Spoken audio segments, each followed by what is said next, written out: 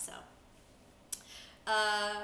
why are the lead characters still young and not adults? Asked Astrid. Well, that's just the core of why I write young adult novels. You could ask that same question of why do you write young adult novels or teen novels. Those, when I start a book, it's usually because a character has popped into my head and started talking to me, and then I start listening to them and start hearing what their story is, and whether that's Mia or whether that's Britt or somebody else. That's how a story begins. And the people who come into my head, they just tend to be young people. And I just think this has always been the age group that's interested me. Again, maybe it's because I'm still 16. I can't tell you. But in any event, that is why those are the people, the stories I'm drawn to. And I think that that's why I write these stories. I also think that I tend to write naturally in that voice. An added bonus is that I love writing for this age group. Teens and people in their early 20s, I think they really respond very passionately to their books in a way that an adult readership doesn't necessarily do. So I've been really blessed by the readership that I have. So I hope that answers your question, Astrid. Do you want to send a message to people in writing your books? Asked Astrid. I don't sit down to kind of write a message. Like I said, it's sort of the characters and the kind of the feeling that they imbue. I want people to get lost in my books. I just want them to enjoy the reading experience and have a real emotional experience. So it's not so much I want them to kind of think about what the book means. I want them to feel it. I want them to feel it in their heart. And then maybe afterwards they can ask themselves, why am I feeling it? And it probably is different for every person because we all have different lives. But that's what I really want. I want that emotional spark, that book to ignite something.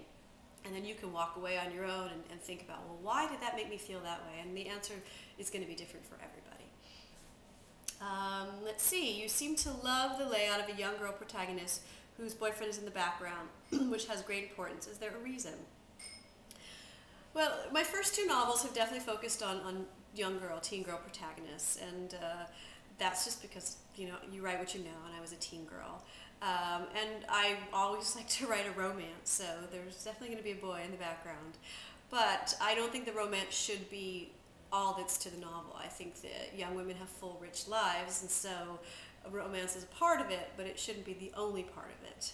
So that's why there's definitely the guy, and he's there, and he's, you know, in the background, although in If I Stay, I don't think Adam's much in the background.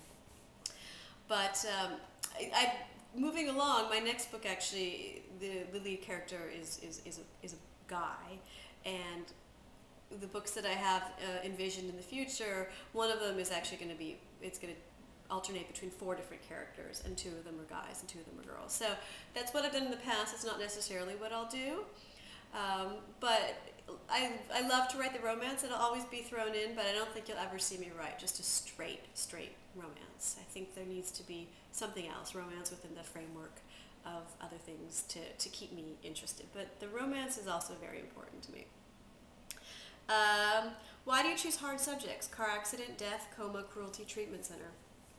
Well, you know, those are just kind of the frameworks. I don't know that I'm necessarily writing about car accidents or death or cruelty. With the Queer Filet, I think I'm writing about, you know, finding your own strength and sisterhood and friendship and bonding. And If I Stay, I've always thought is really actually a series of love stories. It's about Mia's love of music and her family and her friends and Adam, and how the situation that happens creates a kind of a tug of war where all those different loves are pulling at her as she has to make this decision. So even though I create these dramatic situations, it's really about exploring, you know, these very essential things in life. Essential things that those of us who don't have these incredibly dramatic things happening all around us still experience. We all experience love. We all have to make choices. We all know what it's like to find a real bond with our friends and to find strength within ourselves that we didn't know we have and face adversity. So those are actually what I think I'm writing about. And that's why I think that even though the books are about sort of serious subjects, I hear from readers a lot of time that they're laughing right along with crying.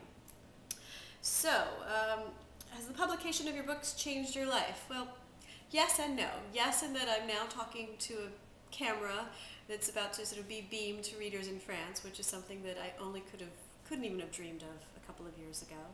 And I get to mostly write books. I don't have to worry so much about writing magazine articles or doing editing or all the other kinds of jobs I used to do.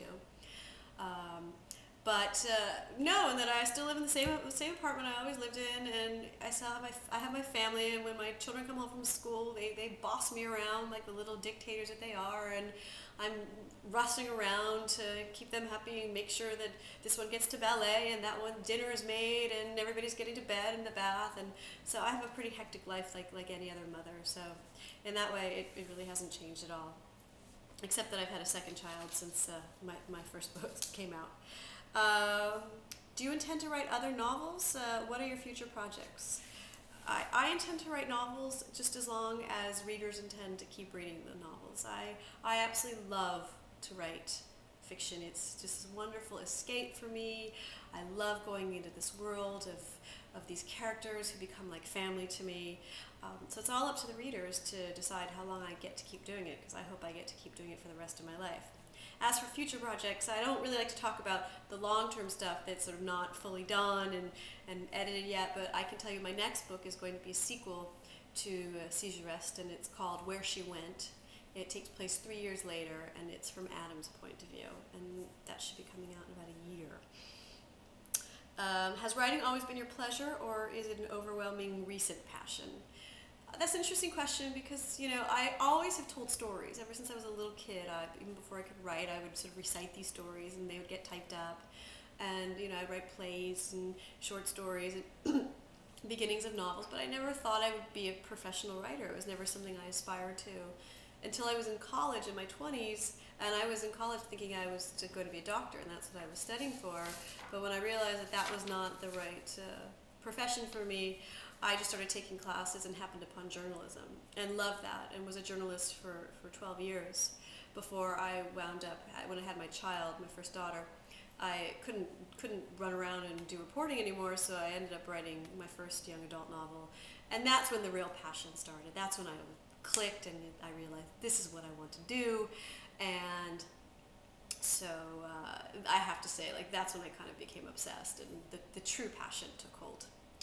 So I think we'll end up with a lightning round, which is fast questions, fast answers to little things that people have asked about me, and then I'll wrap it up. So here we go. Favorite dessert, creme brulee.